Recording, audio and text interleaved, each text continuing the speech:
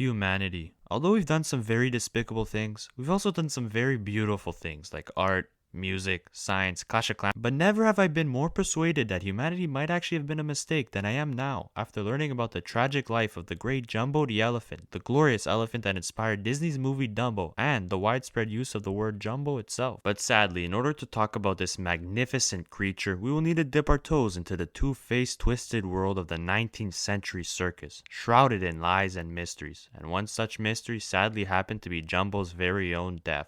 The great Jumbo was born on Christmas Day, 1860, in what was to be French Sudan, God's gift if you will. But, as you'll soon see, there was a common theme throughout Jumbo's life: humans. And those humans were usually doing very naughty things. For instance, one such example of humans doing despicable things to Jumbo's when at the age of 4, Jumbo's mother was killed by elephant hunters. Jumbo was kinda left in a weird situation.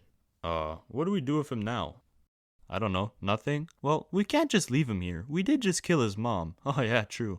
How about a 19th century zoo? On second thought, maybe he's better off here. For better or for worse, that didn't happen. Jumbo was elephant napped and passed around Europe until he reached the famous Garden of Plants in Paris, alongside elephants Castor and Pollux. Never ask a French person what happened to Castor and Pollux. Anyways, Jumbo spent a very short time in Paris, luckily, and was transferred to a zoo in London, where he would make a name for himself and be loved by the millions. 99 Charmer. Now, when talking about Jumbo the motherfucking elephant, we have to talk about his greatest homie, Matthew Scott, or Scotty 99, his caretaker. These two were inseparable, like an Aztec and human sacrifice. Look, I'm talking regular late night drinking sessions, long thoughtful walks, and just amazing 99 cuddles. If someone wanted Jumbo to do something, all they needed was to call up Scotty, and next thing you know, Jumbo would be deliberately walking into a customized cage. Anyways, this made Matthew very important, kinda like you got an important friend who needs you to do things kind of way, but a lot cooler, because this was absolute superstar Jumbo the elephant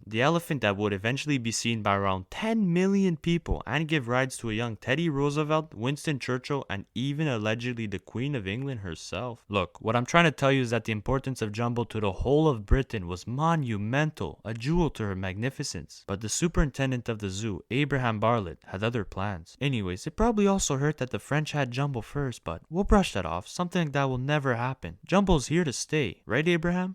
And that's 2,000 more for the Abraham.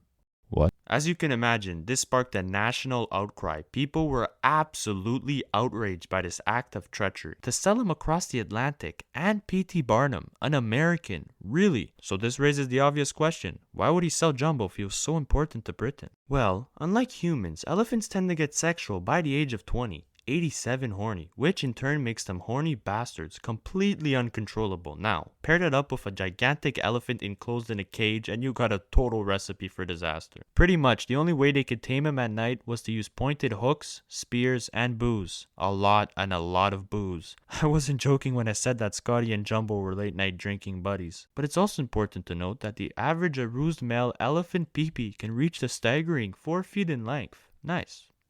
No. Hear me out. I'm saying this because imagine the absolute scandal if children alongside their mommies saw this. Hey kids, you want to see something cool? Oh my, Jumbo. Wow, you know what, Abraham? You're an absolute genius. Anyways, 100,000 letters were sent straight to the Queen to make this nightmare of a deal go away. But sadly, the public's cries fell on deaf ears. Scotty and Jumbo, who was now a 21-year-old big strong elephant standing tall at 10'7", still growing and obviously not in the best health, were to be shipped off to America, where they would join Barnum and his band of funny guys, the circus. Here's a few of the more notable funny guys in Barnum's circus. The Greek Albanian, General Tom Thumb, basically the way cooler equivalent of modern day Habsbullah. The man who smoked through his eyeballs, which, as the name implies, the man could fucking smoke through his eyeballs. Oh, and oops, I almost forgot my personal favorite, Barnum himself. For context, this was the man who sewed a fish on a monkey and called it a mermaid. What a fucking idiot. Get a load of this guy, eh guys?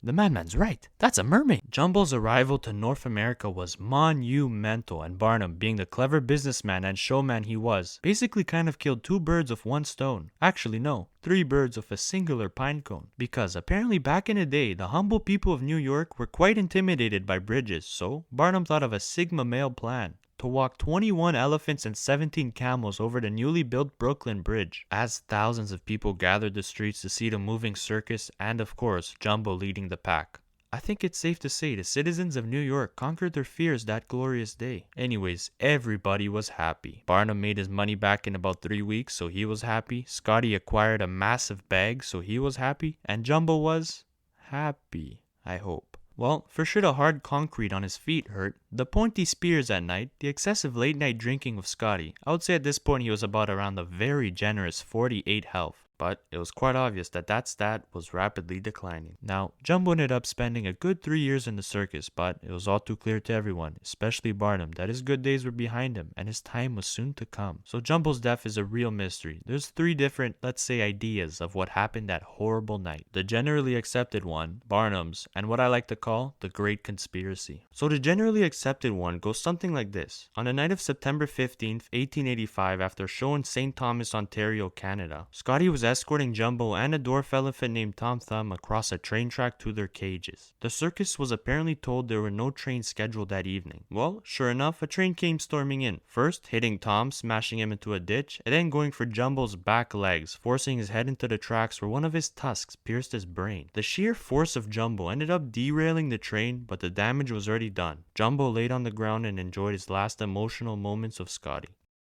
So that's the generally accepted version. Now it's Barnum's turn. Jumbo saw the iron horse coming down the tracks and he saved his friend Tom Thumb by picking him up in his trunk and throwing him into a ditch, then charging the train head on, knocking it off the tracks. Thanks, Barnum. Now conspiracy time. This one's my own, so bear with me. Barnum. He was the greatest showman for a reason, right? And a slow dying elephant would not only open the door to animal cruelty, a door that was already open, but how else are you supposed to kill a massively loved and dying circus elephant? You hit him with an unscheduled train in Canada. It's all just too perfect. Anyways, all I know is that this was a 99 tragedy. The great Jumbo deserved a lot better, man. 96 overall legend card. You deserve it, buddy.